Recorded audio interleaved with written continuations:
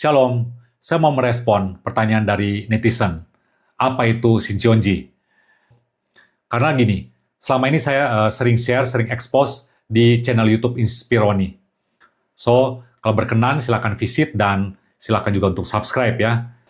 Nah, saya akan share di sini. Apa pengajaran Shincheonji itu? Tapi saya sebelumnya akan share dampak dari ajaran Shincheonji. Kenapa saya mau share dampaknya dulu? Karena gini, saya udah studi, ya sudah compare berbagai ajaran sesat. Ternyata, kalau mau dibilang ya, ini Shincheonji termasuk kasta yang paling tinggi di dalam penetrasi, di dalam upaya untuk dia masuk ke kalangan orang Kristen di Indonesia. Udah kasta paling tinggi ya, paling kreatif, paling licin, paling lihai. Nah, dampaknya ini nggak main-main. Dampaknya itu bisa merusak harmoni, bisa merusak satu relasi shalom dalam sebuah keluarga, ya terutama dalam keluarga Kristen. Ini benar-benar damage-nya itu parah banget. Saya nggak meremehkan atau mengecilkan berbagai ajaran sesat lain yang sudah ada dan sudah eksis. Tapi saya berani bilang bahwa daya rusak dari Shincheonji ini, terutama dalam keluarga, itu benar-benar parah banget. Saya akan mulai dengan contohnya. Saya punya seorang teman, dia dari Kalimantan, dan dia mengatakan bahwa ibunya sama adiknya serta tantenya sudah ikut ajaran Shincheonji. Dan pada waktu itu di masa pandemi ya, dia WA saya, dia mengatakan sudah setahun lebih, sudah nggak ada omongan, nggak ada komunikasi. Karena ibunya ini, dia sampai dengan tega mengatakan ke anaknya, kamu benihnya setan, kamu ini benihnya iblis. Karena itu yang diajarkan oleh Shincheonji. Coba kalau dikatain seperti itu bikin emotional damage, ya. Itu namanya spiritual abuse. Lanjut, contoh kedua, ada seorang perempuan ya, dia orang Batak, dia komen di channel YouTube saya. Nah, sayang videonya itu sudah di take down ya, di request oleh seorang netizen Korea yang pendukung Shincheonji. Dan perempuan ini, dia ngomong hal yang sama. Jadi dia mengatakan, tadinya keluarga kami rukun harmonis, tapi begitu ada yang sudah masuk ke dalam Shincheonji, waduh, konflik sering muncul. Dan dia mengatakan kami ini pokoknya nggak bener lah ya, mirip dengan yang disampaikan oleh si kawan tadi ya, yang ibunya ngomong seperti itu, melabel, wah kalian ini benih iblis ya, benih setan. Nah ini fakta yang terjadi ketika sebuah keluarga disusupi oleh Shincheonji. Nah lanjut, apa itu Shincheonji? Shincheonji itu dalam bahasa Korea, itu artinya langit dan bumi yang baru. Dan pengajaran mereka selalu merefer kepada pengajaran dari kitab Wahyu, makanya banyak muncul ya pengajaran-pengajaran dengan tema-tema akhir zaman, dan juga pengajaran dengan memakai perumpamaan atau parable dari Tuhan Yesus. Shincheonji itu pendirinya adalah Lee Man-hee.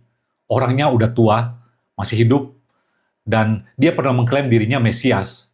Tapi bisa jadi netizen Korea itu, netizen Kristennya kritis, akhirnya dia merevisi.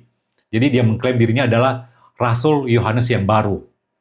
Nah, apapun itu, kalau sudah mengklaim dirinya rasul, sudah bisa ditebak, dia akan seenak jidat, seenak udel untuk menafsirkan atau menambahkan sesuatu hal yang di luar dari Bible ke dalam Bible itu sendiri. Dan itulah yang terjadi.